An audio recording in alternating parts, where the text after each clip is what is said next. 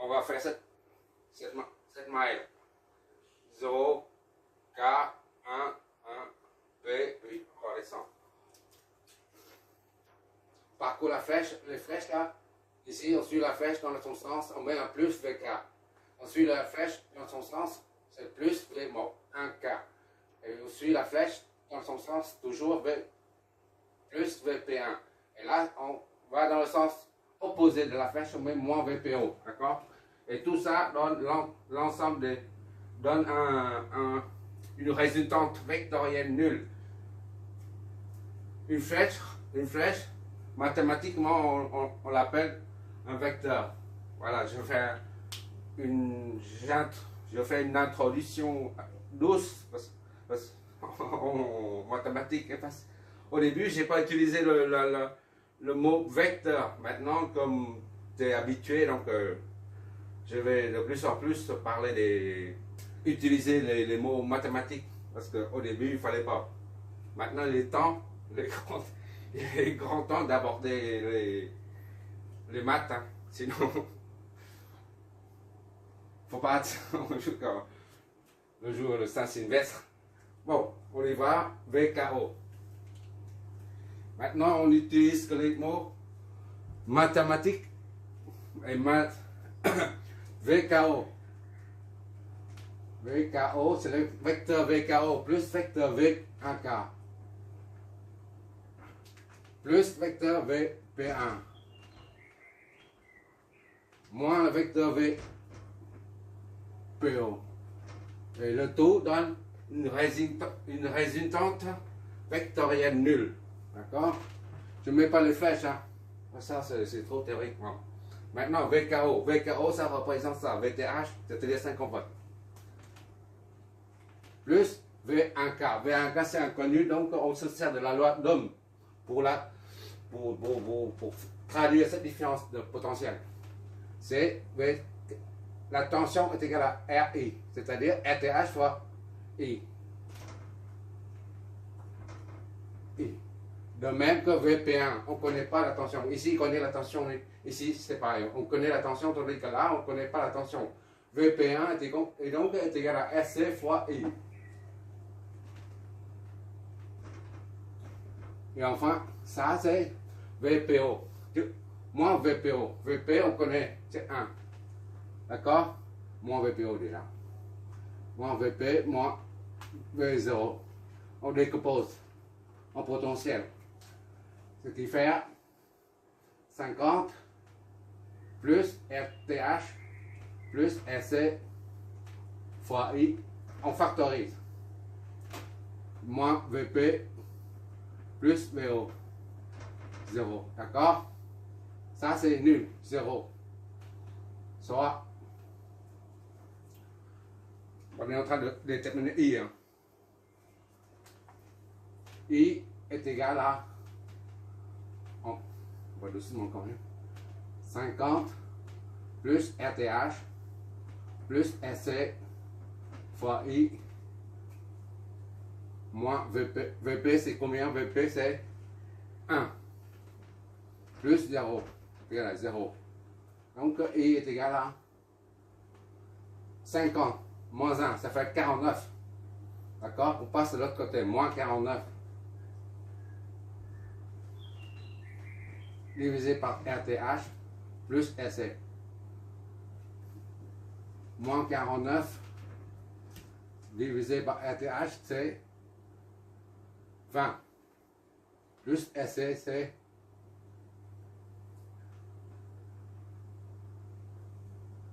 1. Moins 49 sur 21.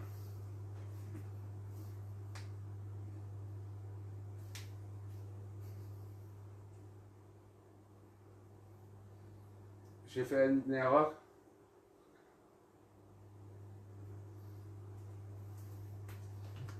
Ah, 49 sur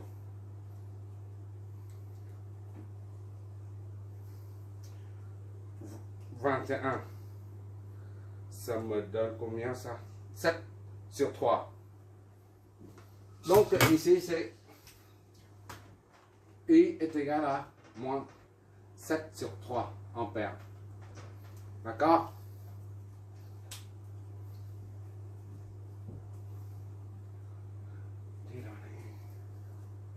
Bon, ça, notre fameux courant injecté dedans. Et quand c'est moins comme ça signifie que le courant s'inverse. C'est le sens sortant comme ça. C'est-à-dire quand on raccorde une source de 1 volt, et bien, ce côté, voilà, cette source va débiter un courant vers là. C'est-à-dire, ça signifie que puisque le potentiel ici, la VK est 50, tandis que VP c'est 1 volt seulement. Le courant doit circuler du potentiel le plus haut vers le potentiel plus bas. C'est normal. Donc, circule comme ça, le courant I. Donc, il faut inverser la flèche. Mais je te laisse faire. Maintenant, on sait que le courant sortant de la bande 1, c'est 7/3. Ça, c'est la vérifier via le circuit de Ternin. Celui-là. Maintenant, on va faire la même chose, de vérifier avec le circuit initial. D'accord? Pour ça, on redessine. On redessine.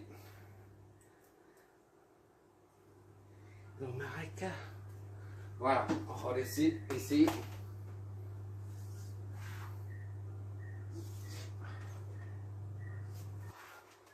On redessine ça et on injecte dedans. Ce qui est simple. Vérification, vérifier. Il y a le circuit d'origine.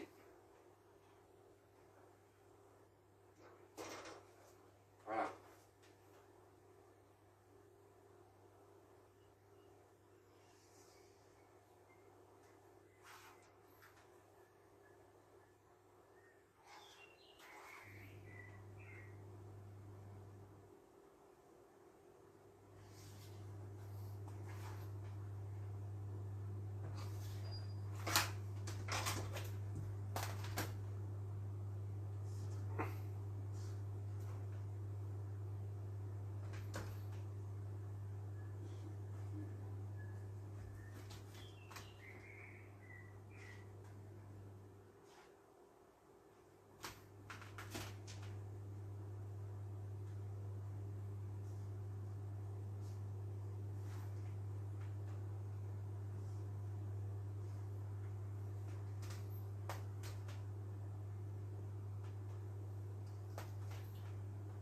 Ça, c'est le circuit d'origine.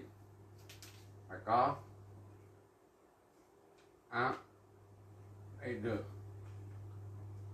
Ou 0, c'est la même chose.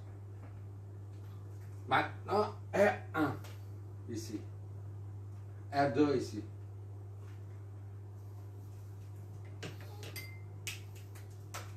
Plus moins VB est égal à 30 volts.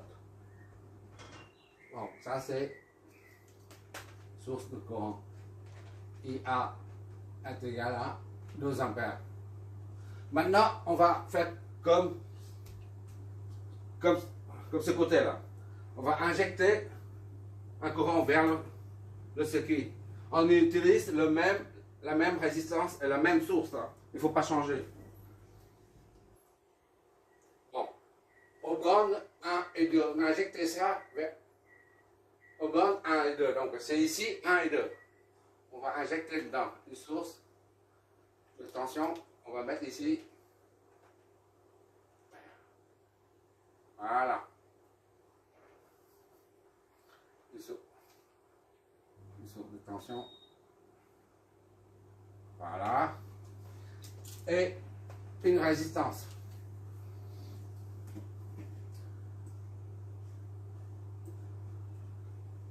La résistance, elle est là. S7 alors. S7, on remet ici.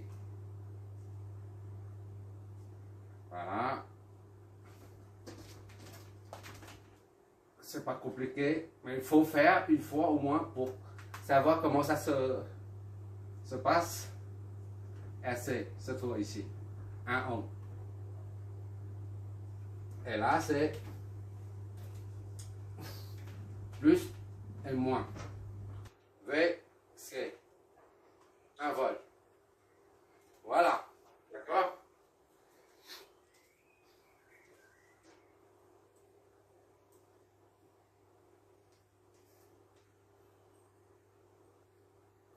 On a pris ici I.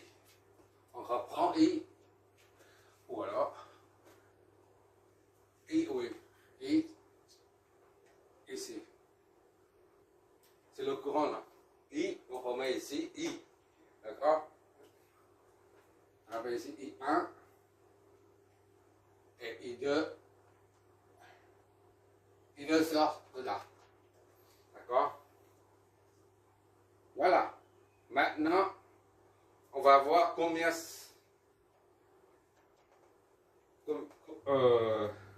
Quelle intensité va prendre le courant I. Si on trouve la même intensité ici là, moins 7 de tiers, c'est-à-dire notre circuit équivalent correspond bien à celui-là, au borne 1, 2, d'accord? Bon, on fait comme d'habitude, on utilise la méthode nodale pour résoudre ça.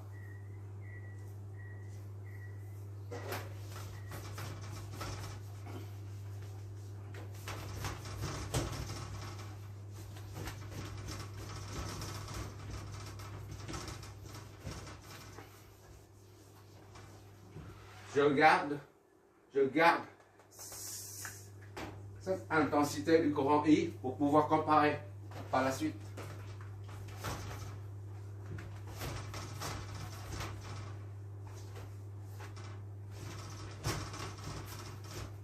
Les deux premiers exercices, je fais les calculs de vérification. Mais après, à partir du troisième exercice, je ne fais plus de calcul de vérification. On vérifie sur ordinateur par simulateur, d'accord? Sinon, c'est trop long. Mais les deux premiers exercices te montrent comment procéder pour contrôler le résultat trouvé pour le circuit équivalent de Thévenin, d'accord? Bon, on y va. Pour ça, ici c'est 1, 2. Oui, j'ai oublié les flèches.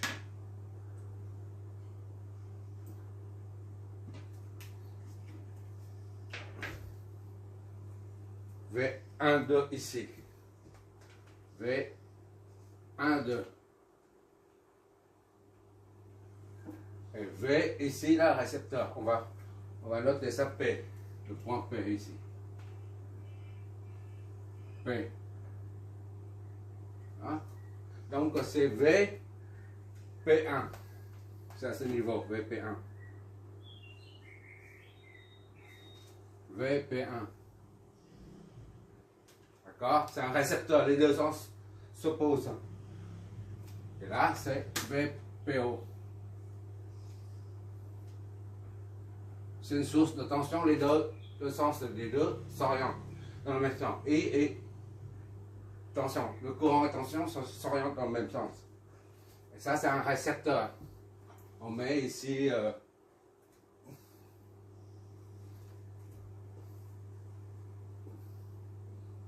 Q. P ici, là, on met ici Q. Donc ici, la flèche de tension, c'est V, Q, P. VQ1. D'accord? Et enfin, ici c'est VQ0.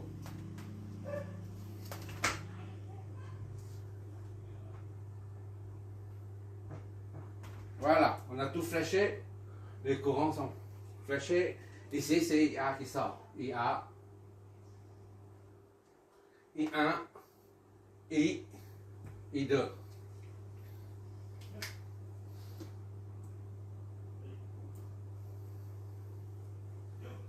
Et on y va.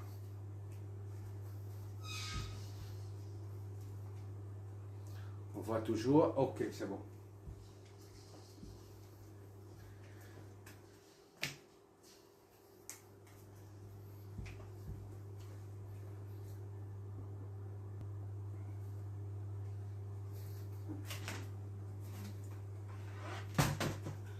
Oula. Il n'y a pas d'espace ici. 3 mètres carrés, c'est pas évident. Bon. On a V, P, O. V, P, O est égal à VC est égal à 1 volt. D'accord? VP moins VO est égal à 1. D'où VP est égal à 1 volt. Puisque VO est 0. De même ici, VQO est égal à VP est égal à 30. À 30. VQO est égal à VQ moins VO est égal à 30. Donc VO est 0. VQ est égal à 30 volts.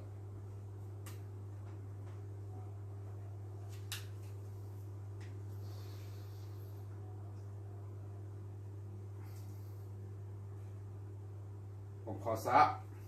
Ça c'est R1. V12 est égal à R1 fois I1.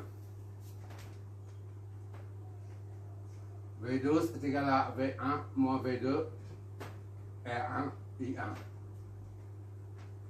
I1 est égal à V1 moins V2 sur 1. V2 c'est 0, il faut pas oublier. Sur R1 est égal à V1. V1 c'est combien? V1 on ne l'a pas trouvé, donc V1 reste une inconnue. Moins V2. V2 c'est V0, c'est 0. Divisé par R1. R1 c'est 30. Ainsi donc, I1 est égal à V1 sur 30.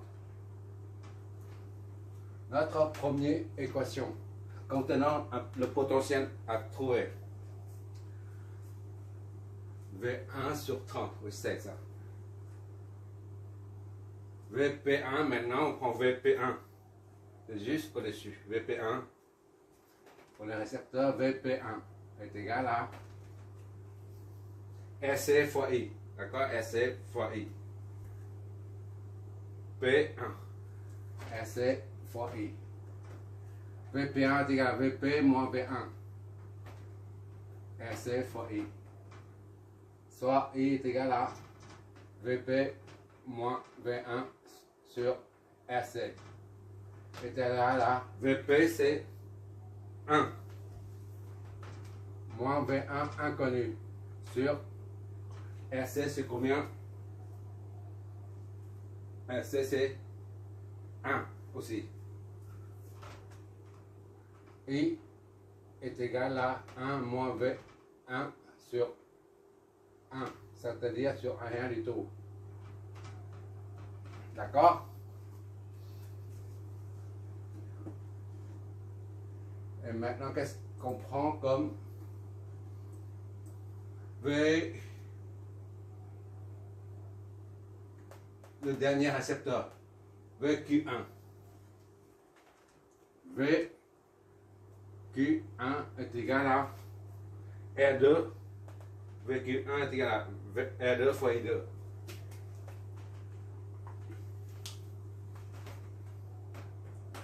I2. VQ1 est égal à VQ moins V1. R2, I2. I2 est égal à VQ moins V1 sur R2. VQ, c'est 30. 30 moins V1 inconnu. Sur R2, R2 c'est 60. Donc I2 est égal à 30 moins V1 sur 60. Notre troisième équation.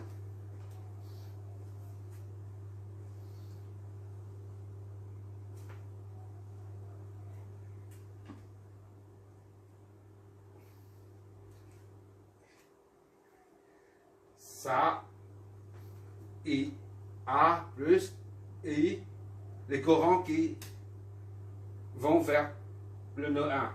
IA plus I plus I2 est égal au courant qui sort du nœud 1, I1. D'accord?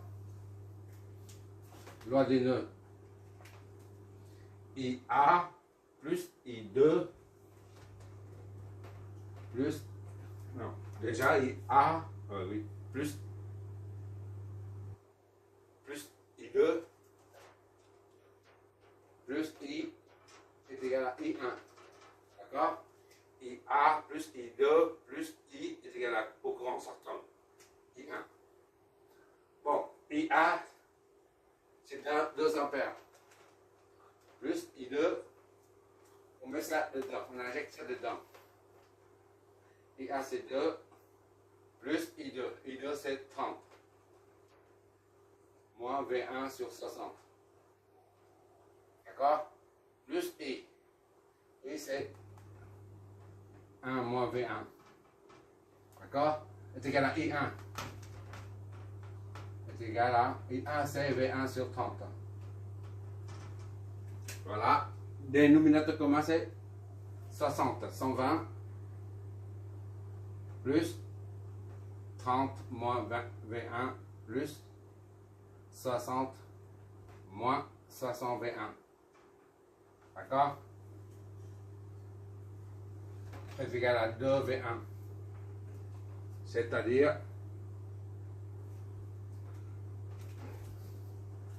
ça et ça, 61, 63. 63. 61 moins, ça va être plus 63 V2, V1 est égal à 120, ça, 180, 210. Donc, V1 est égal à 210 sur 63. D'accord? Ça fait combien ça?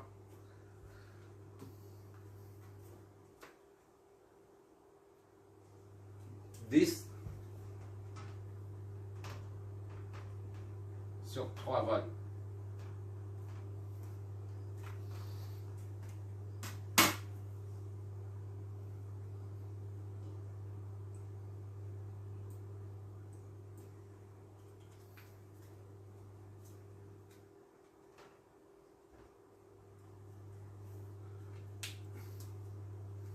Maintenant, on va calculer V12 ou V10, c'est la même chose. Hein? V12 ou V10. V1, V12, V1 moins V2 est égal à 10 sur 3 moins 0. V2, c'est la même chose que V0. Donc, V12 est égal à 10 sur 3 volts.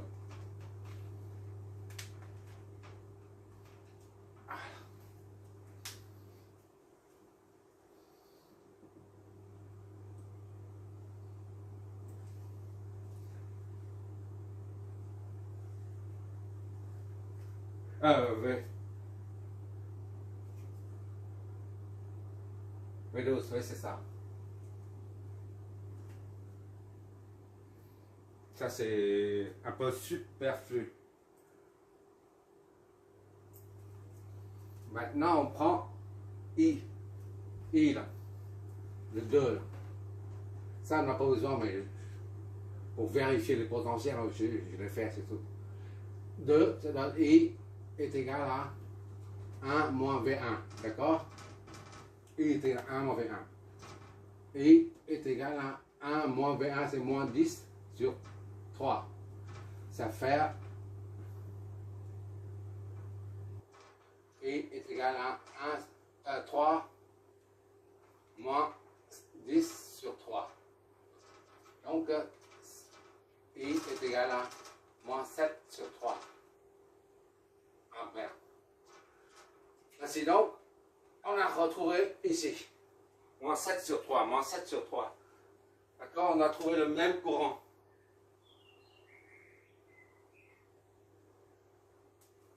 quand on raccorde le circuit initial à la source de tension VB munie de la résistance R, c'est que 1 ohm, et bien ce côté-là va débiter un courant 7 ampères aussi vers la droite. La preuve qu'on a trouvé le même. Ça signifie que le circuit équivalent de Thévenin qu'on a trouvé tout à l'heure était bon. D'accord?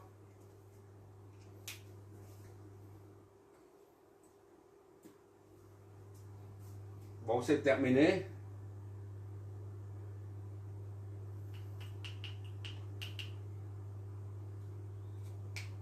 Là, permet de confirmer ces deux-là. Permet de confirmer que VTH là, et RTH, trouver, la calculer, est bon. J'ai déjà effacé. VTH, je ne sais plus combien j'ai trouvé moi.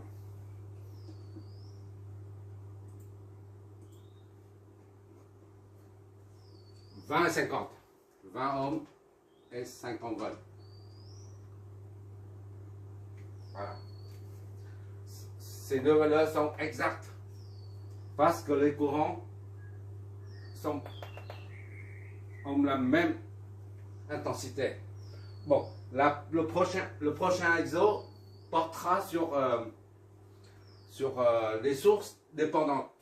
Là, ce sont des sources indépendantes. Ça, une source de courant indépendante, des sources de tension indépendantes. Mais quand il s'agit des sources, puisqu'il s'agit des sources indépendantes, elles ne dépendent de rien du tout. Elles ne dépendent pas des paramètres du circuit. Les paramètres du circuit, c'est quoi? C'est le courant ici, par exemple, ou la tension ici, par exemple. Ce sont des paramètres du courant. Cette source de tension indépendante ne dépend pas de la tension, ni du courant qui circule là-dedans.